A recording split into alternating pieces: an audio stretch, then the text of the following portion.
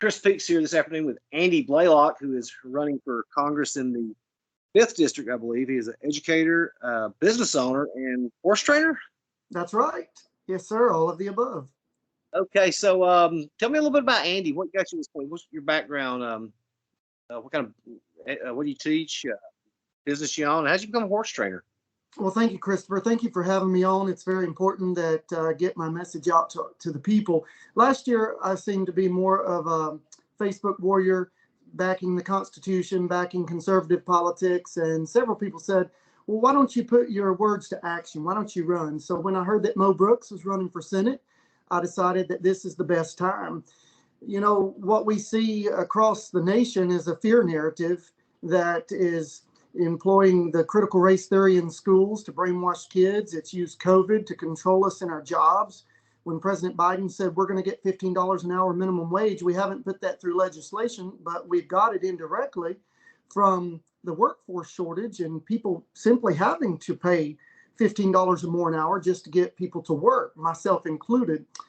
I've been an educator for 15 years at Academy for Science and Foreign Language in Huntsville. I purchased my small business in 2011. It's Grassland Ranch in Athens, Alabama. And we teach kids how to ride horses, how to barrel race. We built one of the largest rodeo programs for these young ladies in the Southeast, you know, really empowering these young girls, teaching them respect, responsibility, and coming up. In 2018, I was recruited to be the director of the National Barrel Horse Association over 13 North Alabama counties.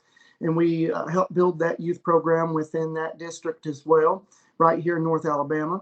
So we've got a good following of horse people, great patriotic-minded people that's backing me. You know, when people ask me, why exactly did you jump in the race? It's because I'm a lover of America, of the Constitution. And what I see with critical race theory is teaching the kids that these laws are inherently racist, that America is racist. And I fear that we're not going to have any conservative people 15 and 20 years from now. So we've got to get ahead of that. We've got to take critical race theory out of the schools. We've got to deregulate the federal government and allow the states and the people to make their own decisions. So, first question I have for you: how did you get into the barrel racing? That seems so cool. Well, you know, I've been doing that since I was knee high to a grasshopper. My dad, he did. So he grew up with horses. I have an older sister, Tina. I lost her to cancer in 2018, but she was always like a second parent to me. So she would take me to barrel races. And I found that was a really great way to network, to meet people. It's a great adrenaline rush. And so I kind of put my passion into a business, a small business. And that's what I've been doing.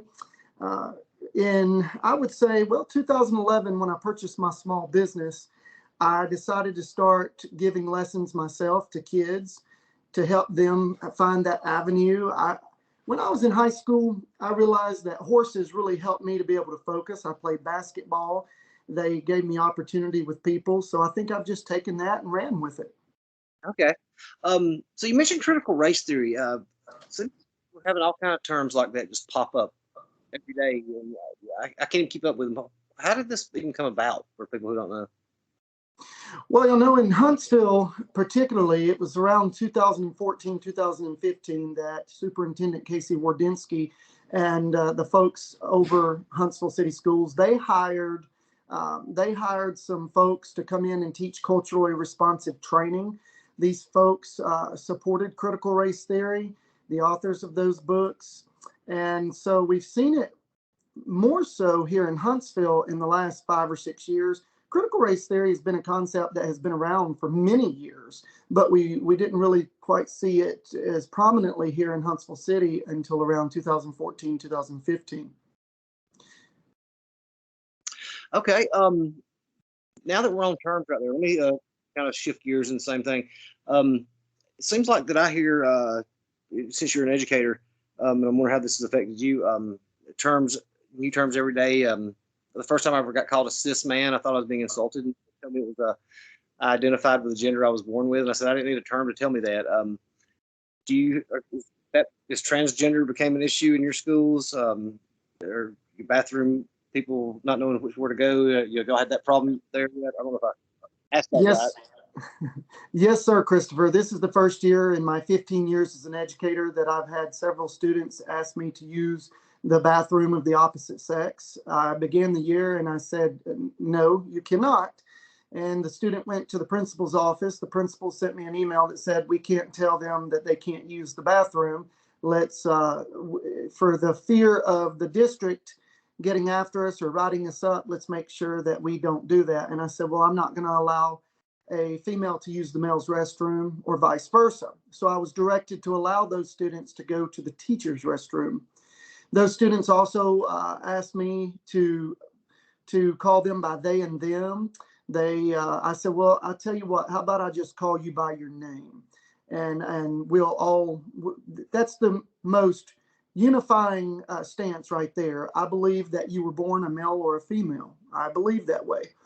You know, if that student at some point someday transitions to a male or a male transitions to a female, you know, that inherently is their right to do so. Not necessarily it doesn't mean that I support that or would do that myself, but that's their right. However, in a school setting, it is absolutely absurd to let a female go into a male restroom or vice versa. Yeah. I mean, if nobody really thought that through, I mean, what's going to happen the first time when those kids are sexually assaulted in there? Because that's going to happen. I mean, and we've seen it in the news. We've seen a father be harassed over standing up for his daughter. We've seen this in the last 2 years, Christopher, and I truly have a theory about it that the radical left, they came in and they said, if you're black, if you're a woman, if you're gay, you better support the Democrats or you're not for human rights and equality. I tell my students at school when we get on the subject, if you want true equality, then get active, but support the Constitution and support a democracy, because the Constitution lays out the paperwork for us to have that equality. Now, this is not a country that's going to give you things. You have to be willing to work for it. I grew up in an 850 square foot home. I shared a bedroom with 2 sisters. I was the first male to graduate college and in my family. I worked hard. I was told no. I was failed several times, but I got up. I worked harder, and I am where I am today, owning this business, being a 15-year educator, etc. So, you know, I try to encourage the students to do the same thing. That theory that I was referring to from the left, we've got to dispel that. We've got to get more people coming to the conservative party, the Republicans who support the Constitution, who support democracy. When you started seeing more black people, more gay people come to the conservative side, they've shifted gears. Now they're creating terms like, you know, gender neutral and adding letters to LGBT. yeah. We're in for a ride. It's a circus ride. So my theory is that when they couldn't pit people and divide people so that they could get votes and maintain power, they headed another direction, and they're starting to throw out more labels. Yeah, I was discussing somebody with somebody one night, and they said, "You don't know what it's like to raise a gender fluid child." I said, "That's what I'm talking about right there. That's the problem." And this has to. I don't know how old are the students you teach? I teach 7th and 8th grade. Okay, so that's definitely something that's got to be coming from the parents if they're telling this kid that you go use the restroom of the opposite gender. I don't know how we've got to that in society today. That I don't know where it seemed like it just popped up all of a sudden. And said the alphabet. Yeah, it seems like every day there's another letter that's added to it. I don't know where we stop here from, but I mean, now we're kowtowing to what 0.5% of the population that this falls up under. That's right. Where does Dave Chappelle? You know, when he got in trouble with Netflix, I've asked people who said he was so horrible. Tell me one thing he said that was hateful or hate inspired. That was just funny to me, and he said something that everybody else was thinking. We just can't say it. Yeah. Well, that's kind of how Trump got under fire from a lot of people. He spoke his mind. He spoke what he thought and meant what he thought. And so the Democrats got scared. They started, you look at now how Hillary's under fire on her, you know, looking in and investigating him, spying on him. We've just gotten to a point in our country where we have got to get back to uniting people instead of dividing people. You know, I'm a gay married man. I'm running as a conservative Republican. I don't go and celebrate Pride. I don't carry any particular flag except for the American flag. I truly believe that if you support the Constitution and you support democracy, if you support being a conservative, then you want government out of your house, out of your pocketbook, your bedroom, your schools. You respect the First Amendment, the right to worship, the freedom of speech, and Second Amendment, and so on. You know, I'm a big supporter of those things. We're never going to get rid of the 5 to 10% of people who say, you're bad, you're bad, you're bad. There's always going to be differences. But one thing we should all agree on is that the Constitution and democracy lays it out for us to have this great country for growth. So let me ask you, you said you was a gay married man. Back during when Trump was in office, I met a lot of gay people who supported Trump, and then you had the other ones that just absolutely hated Trump. And you know, what was the big schism here? Because I didn't see where Trump was anti-gay. I mean, he appointed the first gay cabinet member. I believe that I can't remember the man's name off the top of my head, but that had never been done before. Right. When Trump came in and someone asked him about gay marriage, he said, I look at it as a settled matter. There's no need to readdress that.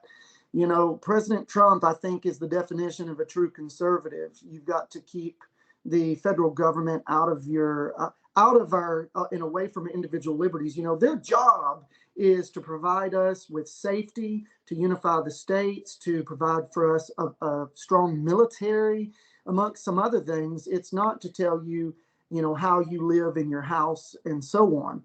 And, you know, there's a large group of gay men and women that supported Trump, but you wouldn't see that on CNN, on NBC, on those stations, because they don't want you to.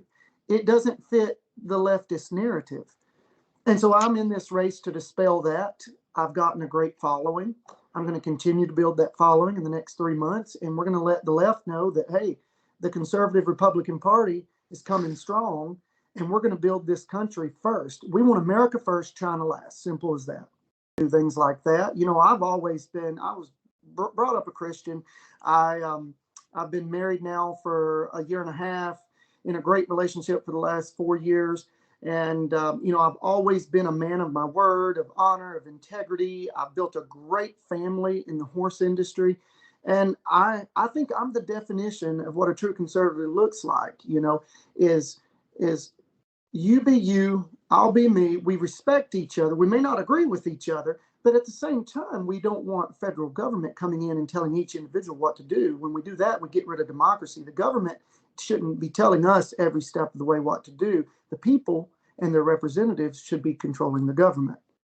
So do you feel that you have kind of a libertarianism streak in you?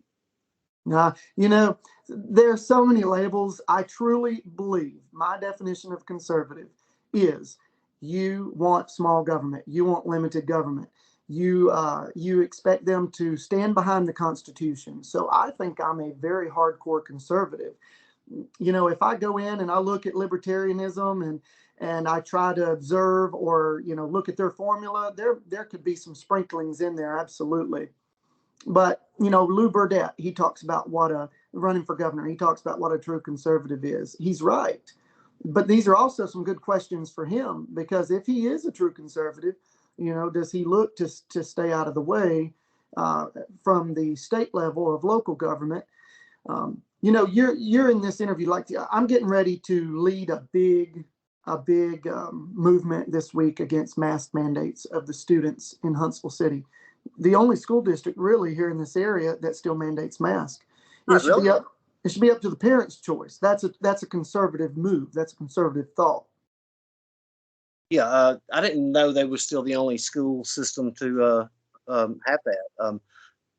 Yeah, I'm glad to hear you're stepping up against that. You know, I didn't get my hair cut for a year and a half because I refused to wear a mask in the barbershop. And now I drive by and I see people on the side of the street or walking down the street with masks on, like, I'm going to buy some of these arm flotation, the little flotation devices to keep people from drowning. And the next time I see somebody walking down the street with a mask on, I'm going to pull over and give them some of that. So one of those, so they don't drown. Right. So, do you feel that I mean, have you been a conservative your whole life, or was it something you moved to as you've gotten older? Because a lot of people get conservative as they get older. Right. Well, when I was a kid, my parents were Democrat, but that was back when the definition of a Democrat was very different than it is now. As I graduated high school in 2001. I was able to vote then, and I've always had more of a conservative mindset. I've not always been strong in politics. I picked that up around 2015, 2016 when Trump came on to the scene. I said, you know what, this guy, he really speaks to me what an America looks like. He truly supported everybody. He funded HBCUs more than anybody. He gave more pardons to black folks than the other presidents, but he was labeled a racist by the Democrats. So I think I've fairly well always been a conservative, but I didn't really identify necessarily as much until around 2015, 2016. Now, when I first came on the scene running for office, I asked my people, I said, well, do I identify as moderate conservative, or am I truly conservative? And I got some bad consulting advice at that time, that, well, because you're gay, you're more moderate. And then I got to thinking about it, and I thought, no, absolutely not. I am conservative because of the previous definition I gave you of conservative: small government, keeping them out of states' rights, local government rights, following the Constitution, those things, deregulating at every level. So I'm the most conservative candidate in this race. You look at Del Strong; he let the monument come down in Hunt or Madison County. You look at Wardensky, and he actually hired the people that brought in critical race theory to Huntsville City Schools. You look at Paul Sanford. He says, well, I led the march against COVID. I led the march against critical race theory. Well, where are the results? He didn't get the results. He may have marched with them, but he didn't get results. And what North Alabama and all of America is going to see is that Andy Blalock is a guy who came up through the ashes. He came up from that small home, sharing the bedroom with two people, and he has always gotten results. And I will get results for the people of North Alabama as well. When you mentioned that about being a Democrat is different, I was actually talking to somebody about that the other night. And today, Bill Clinton couldn't even get the Democratic nomination. He would be basically almost a right. Yeah, he'd be too conservative. And even Hillary would be too conservative to get. I mean, they could not get it today in what the Democratic Party's done. I don't know how they've gotten this out of touch with America, but they're out there. So Andy gets selected to Congress, and what's your first piece of legislation that you're going to try to pass? Oh my goodness. Well, right now we've got to fix the crisis at the border, immigration reform. On my website at andyblaylock.org, I've got 20 points that would take care of illegal immigration once and for all. Go to that website, andyblaylock.org. You'll see there. We've got to get in front of inflation and government spending. I've got 8 major points on my website, such as capping government spending to the rate of inflation, putting a hiring freeze on all non-essential government employees. Those two things right there, a line item veto for the president. Amongst those and the other 8 principles there, it would take care of inflation, government spending. So those are 2 big things. And we've got to get the elite career politicians out of Washington. So I'm a big supporter of term limits. I will term limit myself.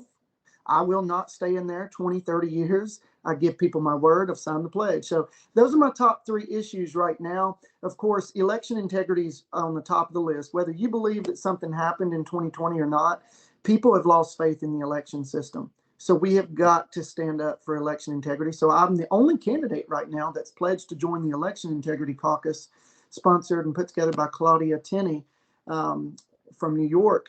That is a caucus in Congress that will stay on top of election integrity, look at what works best, and help restore faith in the election process. That's an interesting way that you put it too. Regardless of if somebody believes something happened or not, people have lost faith in the process.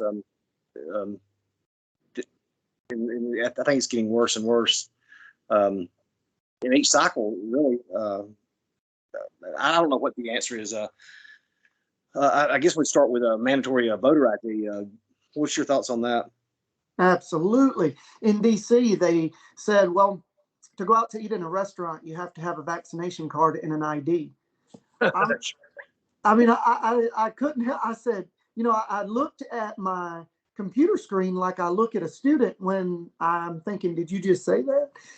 And yet those same people that are making those principles say, oh, well, voter ID to vote, a photo ID to vote is racist. It's suppression of voting.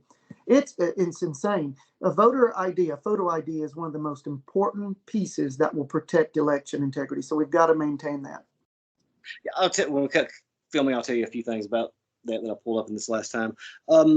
So, a lot of people, when they get into politics, are it's maybe a city council seat or state house. I mean, you just jump right into a Congress seat, man. That's got to be pretty bold. I mean, what made you do? You just that kind of guy? Just go, might as well go for it all.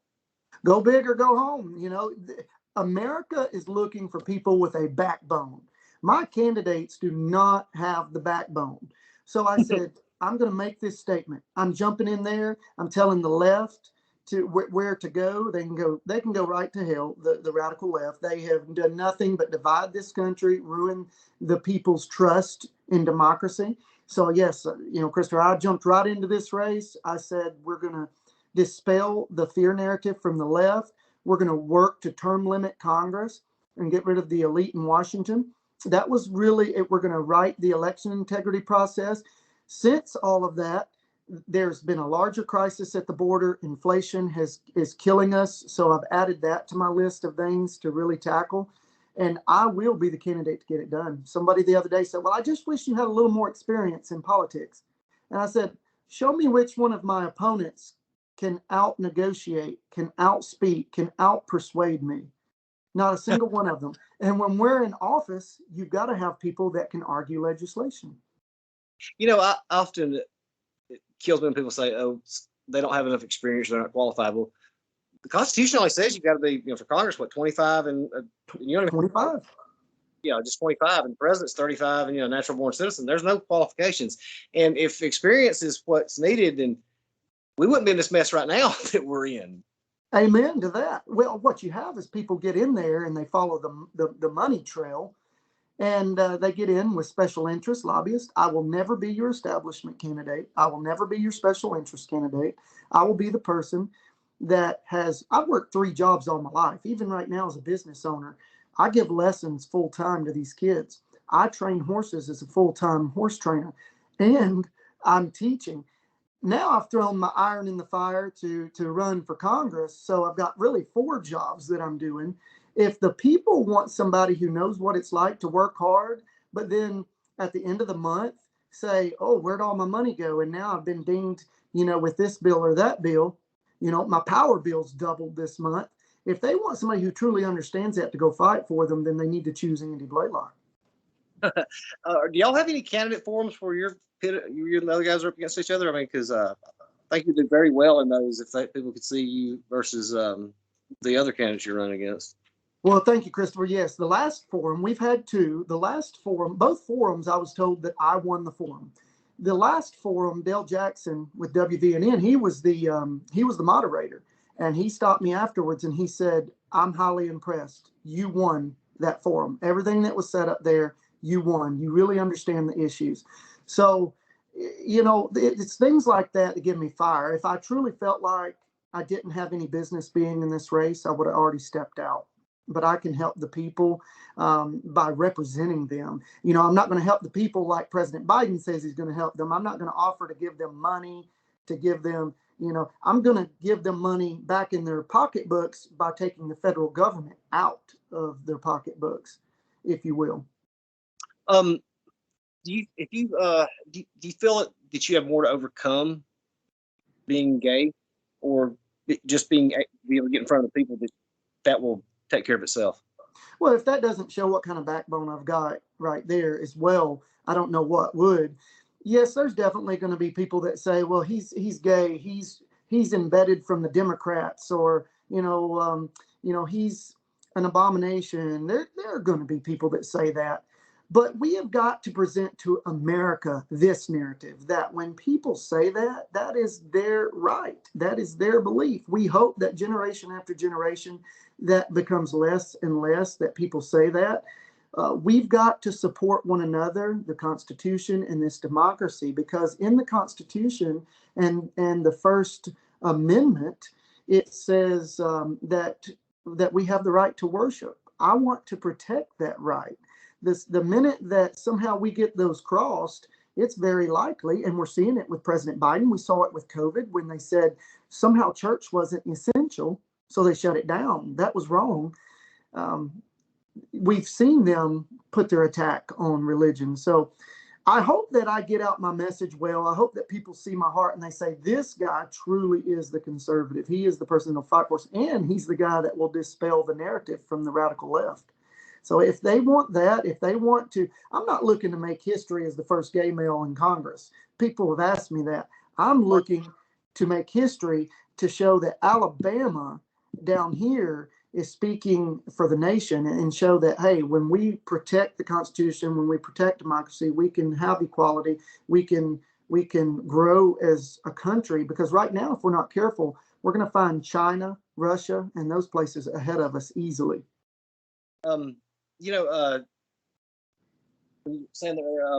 to be honest with you, last during the 2020, the most impressive Democratic candidate they had was Buttigieg. I mean, he was the most well-spoken, he was the smartest guy out there, military vet. He was the best candidate, in my opinion, what they had to offer. I said, this guy, if he was straight, he would have ran away with that thing. Mm-hmm. Totally. I'm sorry. Well, Christopher, you talk about Democratic candidates. I mean, you look at Manchin and Sinema. I mean, they're in the Shark Tank right now. And how can you not, even if you don't agree with all of their politics, how could you not admire them for at least being true Americans and saying, I'm voting for what's right, not what's popular in my party, with the Democratic Party. They're doing amazing things. And if it hadn't been for their votes in a lot of this legislation, we'd be in worse trouble right now. Yeah, and that's, I'm sure you can, well, you may not be to remember, but in the South, we had those blue dog Democrats, conservative Democrats, and that controlled a lot of things. But right now, every bill goes through West Virginia, through Mr. Manchin. So what else? What should the voters know right now about Andy? One thing that's going to set them aside from all the other candidates. Absolutely. The voters, I want you to know that I don't need a job. I have one. I don't need a career. I've got one. I am tired of seeing politicians go to Congress. They're insider trading. They're becoming rich. It is time that we term limit Congress. It is time that we take care of the immigration crisis at the border. It's time that we step in front of inflation and get rid of it. It's time that we take federal government and deregulate it and truly allow this country to grow. If you want those things, if you want to be able to send your kids to school safely, if you want to be able to go to the grocery store and not have to spend that extra $30 because of inflation, then you have to consider putting people like myself, who has worked hard, who understands what it's like to have to make ends meet, in Congress. You can go to my website at andyblalock.org. I am the candidate with solutions. If you go to my site versus the other candidate sites, you won't see as much of an action plan at their sites. I have action plans, but I do need your support to be able to get my message out to more people. If you can contribute to my campaign at andyblalock.org, that would help give us a large boost. All right, Andy, I'm going to cut this up and make some individual clips for you to put out there and get this loaded. Then I'll have an article for you. Thanks a lot, man. It's been fun. Thank you, Christopher. Take care. God bless you.